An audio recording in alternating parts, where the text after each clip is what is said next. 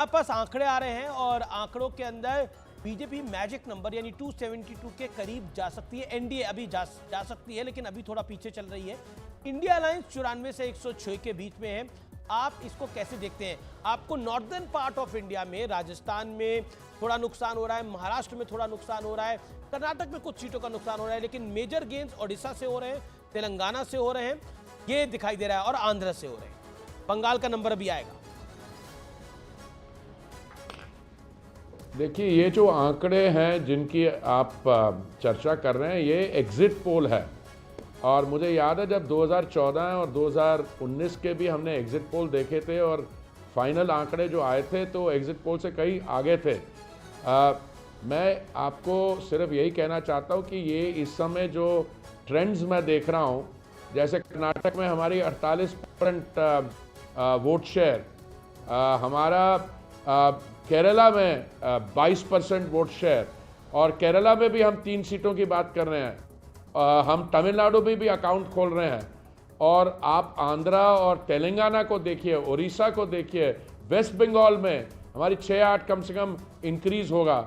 और अगर इन सबको मिलाए तो एक चीज़ जो मुझे लगता है कि आपके कार्यक्रम में कोई कह नहीं रहा है, अगर ये ट्रेंड्स ठीक हैं और मुझे लगता है इससे अच्छे होंगे, तो दक्षिण भारत में भी BJP will emerge as the single largest party, because बाकी पार्टीज तो एक स्टेट में है। हम कर्नाटक में भी होंगे, हम बाकी स्टेट्स में भी होंगे। अभी सर, अभी जो न्यूज 18 का एग्जिट पोल है, 131 सीटें हैं साउथ में, उसमें एनडीए को हमारा एग्जिट पोल 51 to 54 दे रहा है, 51 से 54, मतलब 54 सीटें। ये भरपाई दक्षिण से अच्छी खासी है सर। जी, तो वही तो है। पर मैं कुछ और कह रहा हूं, बीजेपी अपने आप में एक ही पार्टी है जो सब दक्षिण स्टेट्स में है। अगर बीजेपी का अकाउंट केरला में और तमिलनाडु में खुल जाता है, और जो वोट शेयर देखिए, तो इसका आगे जाने का ट्रेंड क्या है। तो मेरी आपको ये सबमिशन है, ओवरऑल हम इस समय जो बीजेपी का अकेले का फिगर देख रहे हैं वो 340 से ऊपर होगा, 350 के आसपास होगा। और हमारे जो 37 एलाइज हैं उनके अगर फिगर देखें तो उनके जो आने वाले एनडीए पार्टनर्स के और हमारे 340 करीब मिला के, तो we are headed in the direction of 400। जी जी, पुरी साहब, जो कि इंपॉर्टेंट बात है, क्या आपको लगता है, क्योंकि पंजाब से आपका काफी वास्ता रहा, आप काफी कैंपेन करने के लिए गए, पंजाब में आपको क्या अपना नंबर दिखाई देता है और दिल्ली में आपको क्या नंबर दिखाई देता है? क्योंकि दिल्ली में इस बार आम आदमी पार्टी का अलायंस था कांग्रेस के साथ, और इस अलायंस को अगर हम मिला के देखें तो इनका वोट शेयर अर्थमेटिक के हिसाब से बीजेपी को टक्कर देने लायक था। ऐसा माना जा रहा है कि 2 से 3 सीटों पर बहुत जबरदस्त टक्कर दी है। पंजाब में भारतीय जनता पार्टी अमूमन अकाली दल के साथ चुनाव लड़ती रही है, लेकिन इस बार नहीं लड़ रही है। क्या आपको दिखता है?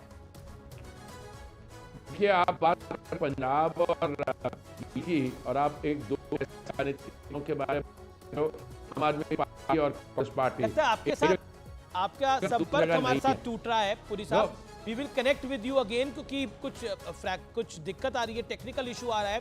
हम एक बार दोबारा आपसे कनेक्ट करने की कोशिश करेंगे। अब आपको ऑडियो ठीक आ रहा है? जी जी, बोलिए, आप बोलिए सर। हाँ, देखिए, मेरे को तो आपको ऑडियो आ रहा है, पर मैं आपको यही कहता हूं कि दिल्ली में 7 सीट हमारी आएंगी। और जहां तक आम आदमी पार्टी और कांग्रेस की अलायंस है, ये मेरे को बड़ा स्ट्रेंज एक्सपीरियंस है कि चंडीगढ़ की एक तरफ अलायंस है, दूसरी तरफ नहीं है। तो ऐसा है कि ये इनकी इंटरनल कॉन्ट्रडिक्शंस आम आदमी पार्टी और कांग्रेस की हैं। ये आम आदमी पार्टी दिल्ली में तो खत्म है, और वहां पे पंजाब में भी जो आज मैंने वोटिंग पैटर्न देखा है, आम आदमी पार्टी की वोट शिफ्ट हुई है। नहीं, ये बड़ा, ये अगर ऐसा होता है, एक भी नहीं आएगी दिल्ली में। 7 सेटबैक है, क्योंकि कन्हैया कुमार को राहुल गांधी ने मैदान में उतारा है। पूरी कांग्रेस का विरोध था, कांग्रेस के प्रदेश अध्यक्ष अमन पार्टी छोड़ के चले गए थे, और कन्हैया कुमार अगर चुनाव हार जाते हैं तो कांग्रेस का दूसरा बड़ा पॉपुलर लीडर चुनाव हार जाएगा। दूसरा बड़ा पॉपुलर, ये मैं नहीं कह रहा, ये जयराम रमेश जी ने, राहुल गांधी से भी ज्यादा संभव था। हाँ, उन्होंने मतलब उनको, हरदीप जी कुछ कह रहे हैं। राहुल गांधी जी पे कोई असर नहीं होगा। वो जरूर कन्हैया लाल जी को लाए, पार्टी में सबका विरोध था, पर अल्टीमेटली इसका फॉल गाय बनेगा मल्लिकार्जुन खड़गे। राहुल गांधी जी तो पारिवारिक कंट्रोल है, पारिवारिक कंट्रोल जैसे होता है, डिवाइन राइट ऑफ किंग्स होता है, वो तो ऊपर से उनको वो है, तो राहुल गांधी जी तो वहीं रहेंगे। जैसे चुनाव खत्म होगा वो थाईलैंड चले जाएंगे या स्पेन चले जाएंगे, पर खड़गे जी को इस चीज का जवाब देना पड़ेगा। 295 दिल्ली में उनकी एक भी सीट नहीं आ रही है। शुरू अगर मैं समझता था अगर कन्हैया लाल को नहीं लाए होते शायद उसमें चांस थी, उसकी जगह कोई अच्छा कांग्रेस का कैंडिडेट खड़ा कर देते। आप उसके उनके बाद स्टार क्या हुआ? कैंडिडेट को क्योंकि इनका आम आदमी पार्टी के साथ निश्चित तौर गठबंधन पर था। आप उनके स्टार कैंडिडेट को कह रहे हैं अच्छा कैंडिडेट नहीं है। जयराम रमेश ने बोला भारत जोड़ो यात्रा में राहुल गांधी के पास कोई पॉपुलर नेता है तो वो कन्हैया कुमार है भाई। तो कन्हैया कुमार का तो प्रियंका गांधी वाड्रा कन्हैया से जी ऊपर पद उनका कर दिया, राहुल गांधी का मतलब और कद कर दिया गया था, पद नहीं कद तो कर ही कन्हैया दिया लाल था। जी जयराम रमेश के लिए स्टार कैंपेनर होगा, पर दिल्ली में तो अगर 2% हमारी वोट ना बढ़ी कन्हैया कुमार जी के कारण तो I will have to revise my we will surely watch it. We will surely watch it. 7 में से 7 सीटें। बस एक आखिरी कमेंट, खड़गे साहब कह रहे हैं 295, 295 इंडी गठबंधन लेने जा रहा है 295 सर। छोटा जवाब से फिर हमारे पास बड़ा नंबर आ रहा है। बड़ा नंबर है वो मेरे कहने हुआ है कि मोदी जी की गारंटी हिट हो गई और खड़गे जी का 295 जो है फ्लॉप हो गया।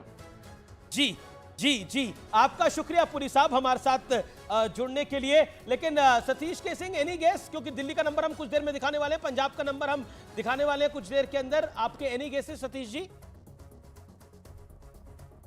पता लगा, लेकिन मेरे ख्याल से दिल्ली में ज्यादा से ज्यादा मुझे भी लगता है कि 1 से 2 सीट विपक्ष को कन्हैया कुमार आपकी नजर में जीत रहा है दिल्ली?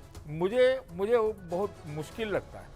और पंजाब में डेफिनेटली मुझे लगता है क्योंकि आपस में इनकी लड़ाई है, 2-3 सीट बीजेपी को आएगी, बाकी इन्हीं लोग के बीच में बटेगा, तो इसमें तो कोई गेस की बात ही नहीं। और दिल्ली में 7 में से दिल्ली में तो मैं कह तो रहा हूँ कि ज्यादा से ज्यादा 2 सीटें, ज्यादा से ज्यादा 2 सीटें बीजेपी को 2 सीटें दे रहे हैं आप 7 में से। नहीं, अरे आप गलत समझ लिए भाई, 2 सीटें विपक्षी पार्टियों। अच्छा, और 7 में से 5 जो है भारतीय जनता पार्टी लेती नजर आ रही है। विवेक जी, आपका आंकड़ा पंजाब और दिल्ली को लेकर, क्योंकि दिल्ली का आंकड़ा हम थोड़ी देर में देने जा रहे हैं। दिल्ली में 7 सीटों पर हरदीप पुरी जो दावा करके गए हैं, 7 में से 7 सीटें भारतीय जनता पार्टी क्या जीतेगी?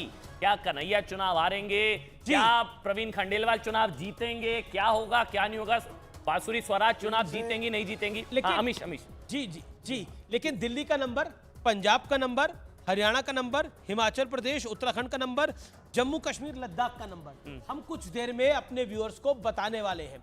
लेकिन दिल्ली के अंदर क्या रहेगा? मुझे लगता है कि दिल्ली के अंदर 2 चीजें बहुत महत्वपूर्ण हैं।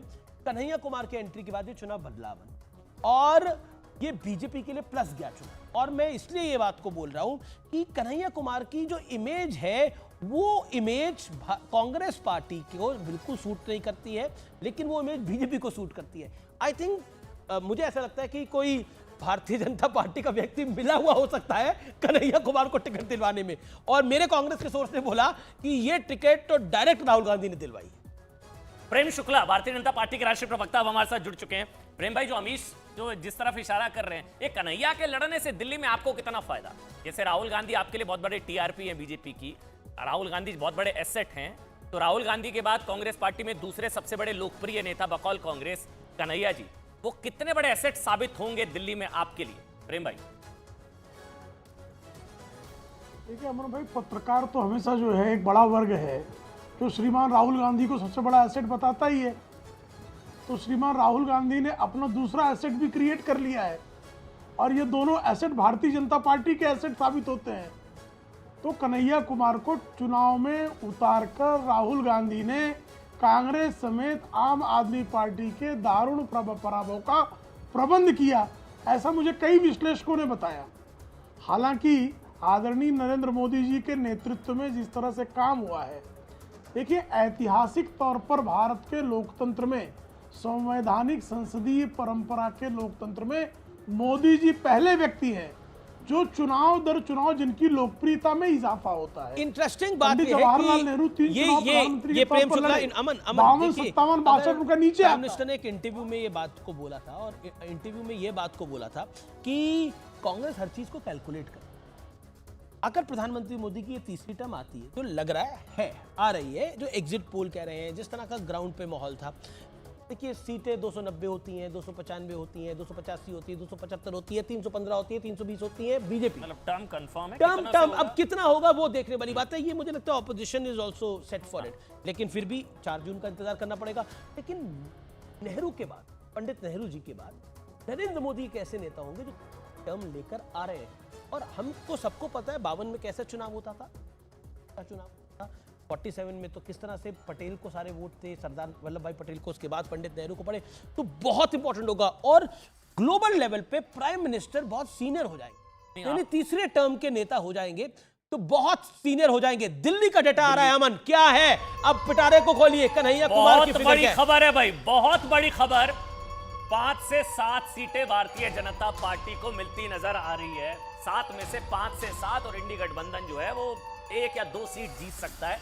लेकिन अगर ये ट्रेंड एग्जिट पोल का ये नतीजों में कन्वर्ट होता है तो दिल्ली में रिपीट होने जा रहा है लगभग वही 7 सीटें। वही 7 सीटों, 5 से 7 सीटों का रिपीट होने जा रहे हैं। Despite the alliance ideological compromise करा आम आदमी पार्टी ने, एक बड़ा आइडियोलॉजिकल कॉम्प्रोमाइज करा। जिनको गालियां देते थे, जिनको कहते थे भ्रष्टाचारी है, उनके साथ मिलकर चले गए।